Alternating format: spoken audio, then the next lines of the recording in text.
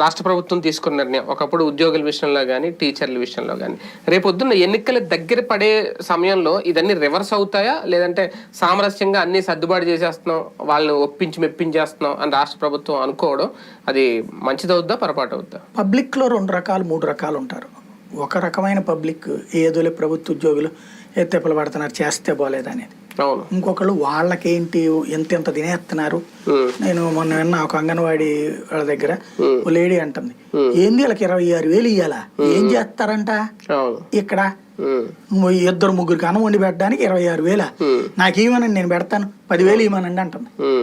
అంటే వాళ్ళు చేసే పని ఎంతో చుట్టుపక్కల వాళ్ళందరికీ తెలుసు. అవును.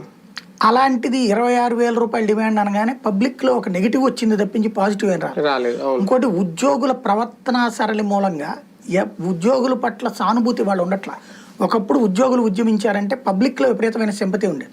మీరు ఇప్పుడు అబ్జర్వ్ చేయండి, టీచర్ల ఉద్యమాలైనా ఏ ఉద్యోగుల ఉద్యమాలైనా సరే నెగిటివ్ కామెంట్స్ 100కి 90 ఉంటున్నాయి, 10% మాత్రమే పాజిటివ్ ఉంటున్నాయి. అంటేనే అర్థమవుతుంది కదా. ఇప్పుడు జగన్మోహన్ రెడ్డి పాత చంద్రబాబు అయ్యాడు. చంద్రబాబు నాయుడు ఇదివరకు ఉద్యోగుల విషయంలో కఠినంగా ఉండేవాడు.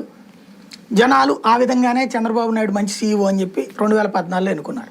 2014లో ఆయన రాజశేఖర రెడ్డి అయ్యాడు, ఉద్యోగులు కలుపుకెళ్లేటటువంటి ప్రయత్నం చేశాడు, అధికారం దిగాడు.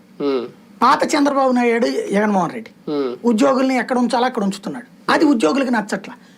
చంద్రబాబుని భయపెట్టినటువంటి వాళ్ళందరూ ఏంటంటే అతను 2 సార్లు ఓడిపోయేటప్పటికి